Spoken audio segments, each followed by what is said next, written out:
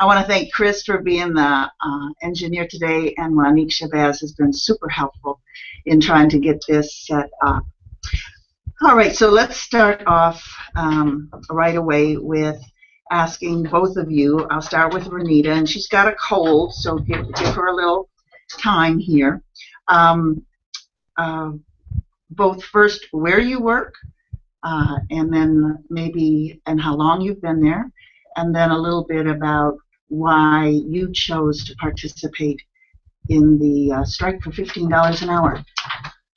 Okay, well, I work at the Burger King on Northside Drive and Fair Street. I've been working there for like 6 months now. The reason I participated in the $15 strike is because I'm a mother of 4, and $7.25 just not gonna cut it for 4. Me, myself, I make 5. Government assistance, you go through here, there, around the world, and back. And for me to have to sit here and clean up restrooms behind adults, filth, that's nasty. Something I really don't have to do behind my kids. And it's just the things that goes on at the job that I have to go through. So as being talked to like I'm a child, being yelled at, go do this, go do that. Why not just, okay, if we're here and we're as one, why not act like we're as one? I work for a multi-billionaire company, and $7.25 is all they paying. $7.25 is not gonna get it. Thanks so much, Renita. And then I met Antwon at 5:30 in the morning of the strike. We were at a Crystal. And so, Antwon, if you wouldn't mind telling everybody where you work, how long you've worked there, and also why you participated in the strike. Oh man, I work at Long John Silver, man. I've been there for 7 years. And I participated in the strike because I feel like we should get more money than what we're getting at the time. I feel like it's modern day slavery. It's like they don't took the cotton fields away and put fast food there instead. And it's pretty much how I feel. Like the young lady just said, they're making millions and millions of dollars off our labor. And gas, like I said, gas costs $3.25. You get paid $7.25. So that's half. $2.50. Yeah, that's half your check right there going into the gas tank just to get home and get back to the same job. That's giving you $7.25 an hour. It's uncalled for.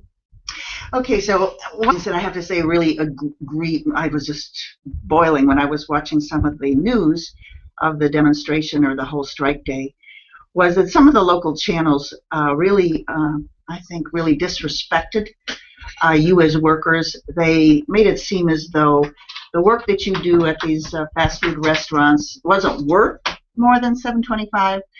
They implied that this was just supposed to be a job for a so-called entry-level person, a teenager who was living at home or something, and that what were adults with children doing at working fast food. So I want to give you both an opportunity to really answer these people who don't seem to really have a clue about both the job situation and what's out there. So we want to start, Renita, on why, or Antwon. Okay. I don't think everybody's fortunate enough to go to college. Everybody's not fortunate enough to have that type of education to better themselves. So, I mean, you got a lot of families out here that's doing the best they can. And then by working at a fast food restaurant, they're doing something. You know, they could be out here stealing, they could be out here robbing or doing anything. To get by. Yeah, to get by. But instead, they're choosing to go out here and get a job. And instead of down that, should be applauding that. I really don't understand how can they see that we don't deserve more than $7.25 an hour. It's like working at IBM, and you know, this is a $1 million corporation, and they're getting paid $7.25 an hour just to sit at the desk and push papers. Now that person should get paid less than that. You know what I mean? If they really feel that fast food workers don't work hard enough to get more than $7.25 an hour, I mean, I don't understand it. I don't see their point of view. It's basically because they look at it, oh, we can find these people here. Just make them do this. We're going to sit back. We making our money. We don't care what we can, as long as the job get done. Because it's like the job I work at, it's all about speed of service. It's all about getting that drive-through. Speed of service, drive-through. That's oh, you here. Why be focused on your speed of service drive through? Why not be focused on your employees? If we're eating good, why can't we let them eat good? Of course. Their Christmas is gonna be good. A lot of us have to struggle for Christmas. A lot of us calling around for Christmas. A lot of us going trying to get assistance and balance out what we have. 725, you cannot balance it. You can try, but it's not gonna go far. And then you gotta apply for food stamps and government assistance. And I mean, my understanding of food stamps is for the unemployed, the elderly, and disabled. I'm not unemployed. I'm not disabled, and I'm not elderly. So why should I apply for food stamps, government assistance? It's over 61% of employed Georgia workers that's on food stamps. 61%. $297 million goes from our taxpayer pocket to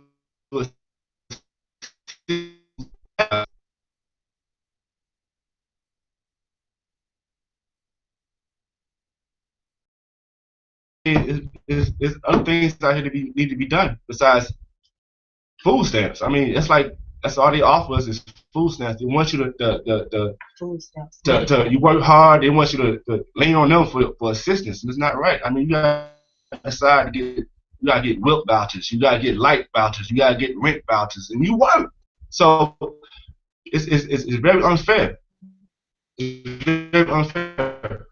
Let me ask another question, because I think there's so many people who have so many misconceptions about all the low-wage workers. I mean, it's not just fast food workers, it's retail folks, Walmart workers, it's warehouse workers, it's janitors. There's just literally millions of people who do work that is absolutely crucial and necessary for society to function as people want it to function. Mm-hmm. And yet employers, and particularly these really large corporations, I'm not talking about the mom and pop stores, I'm talking about these billion-dollar high profit, getting more profit all the time corporations who keep driving wages down. So here's one of the things. Again, it's about the misconceptions I think about low-wage workers. A lot of people think that you get 40 hours a week, and they don't know that so many of these businesses deliberately give people part-time work, 20 hours, 30 hours a week. And so I want both of you to talk about how many hours you get.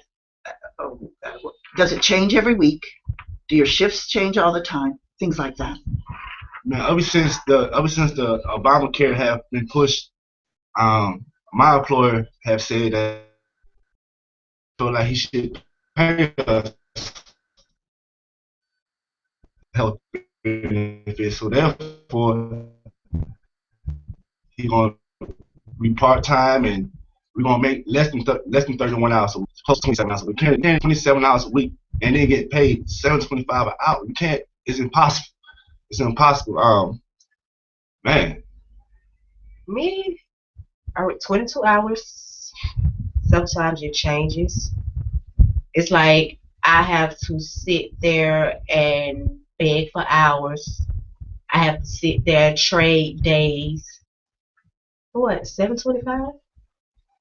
This the first time I done worked and had days off. They have not called me in. The first time. Other than every day off, I get called in. I'm called in. But $7.25. And my manager told me out her own mouth, I can't rely and depend on nobody else to come in like you come in. Well, why did you pay me $7.25? If you, as an employer, and I hired some employees, and I'm paying them $7.25 an hour, and I'm wondering why my things in my store, my product is being taken, my product is being missing, my money's being missing. Usually because the employees are underappreciated and they're taking things. I'm not saying that it's justified to take things because you ain't making the right amount of money, but if you was to pay that employee $10 an hour, I wouldn't think that he would be out taking your product. I think he'd be trying to keep your job and work that much harder. And in return, you don't get that much more business. So I think everybody can prosper from the situation of everybody getting equal pay. It comes back to you because the majority of folks who eat at fast food restaurants like McDonald's and Burger King is under poverty people. you ain't really gonna find nobody else that have comfortable wages that's going to McDonald's and Burger King and Church's Chicken to eat. They're going to Red Lobsters and places, Applebee's, you know. So I think it'll work out for both sides, and it's been overdue. It's been overdue, and I really applaud these people that's been helping us and giving us the stage to express how we feel. I want to thank both of you. We're going to take a short break. We have a public service announcement that we're going to play, and then listeners will be right back with Renita and Antwon, both of them fast food workers who participated this past Thursday, the December 5th National Strike Day of Fast Food Workers, and we'll talk more with them when we come back. Okay, we're still on this live stream. Hello, former Congresswoman Cynthia McKinney here, alerting you to our first annual Cynthia McKinney Code So and thanks for Drive getting for here. I know Antwon just got off work. Thank you, Joanne. We were rushing. Imagine if you're living in a house. You want coming back to them after this? Or if you're on the street. A warm coat and blanket means so much. While every day is a season to think about others in need, especially now, our efforts together can provide the warmth in our hearts. Why did you make them? Yeah, I'm like, but you know, So if you have old the thing was that, blankets you know, in your closet, the same thing I or said on something TV. new, I had brought make to sure their to make attention. a donation to our And I've been there for Then 7 we will years. be You know, when I went to a job Saturday, interview, December 14th, they would ask me, well, at man, the you been here for 7 years, man. You making National $7.25 an hour. Something wrong with that. time at 10 o'clock a.m. Donations can be made to task force for the homeless as early as today. For more information, my number is 678-534-8556. Or more details are available on Facebook at Cynthia McKinney Coat and Blanket Drive. This is another public service announcement brought to you by your listener-sponsored and supported community radio, 89.3 FM, WRFG.org. Your station for progressive information and in-depth music. We're back, and in the studio with me here on the Labor Forum is Renita, who is a fast food worker at Burger King, and Antwon, who works at Long John Silver's. Both of them participated in the December 5th National Strike Day by fast food workers, where there were demonstrations and protests at assorted fast food chains all across the country. It was a magnificent event by some of the most hardworking, but again, some of the least paid workers in the United States. I want to thank both of them for coming in. Antwon actually just got off work. I want to ask this question again about the more about your work. Again, you mentioned, Antwon, that your manager made this comment that it was because of Obamacare that they were cutting your hours. But the truth of the matter is, you've been working there for 7 years, and you never had 40 hours anytime, Anyway, did you? yes. Okay. So I think this needs to really be pointed out, that a lot of these, these unscrupulous employers, big corporations, use any excuse at all for the furtherance of the exploitation of their workforce. And so the one excuse is this, and then they'll come up with another one. Now, let me ask both of you again. You participated in this, and was this your first strike action? It's mine. Okay, this is a question that I really want for you to, be candid about.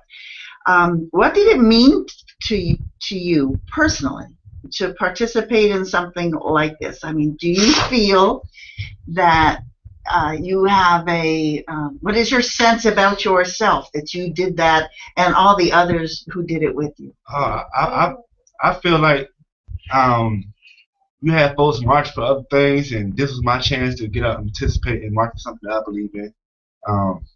I wasn't allowed to march for the rights to ride the bus. I wasn't here to march for equal rights, but I'm here to march for equal wages. And it made me feel good about it. Man, I'm not done. I want to do more and more and more until we get across.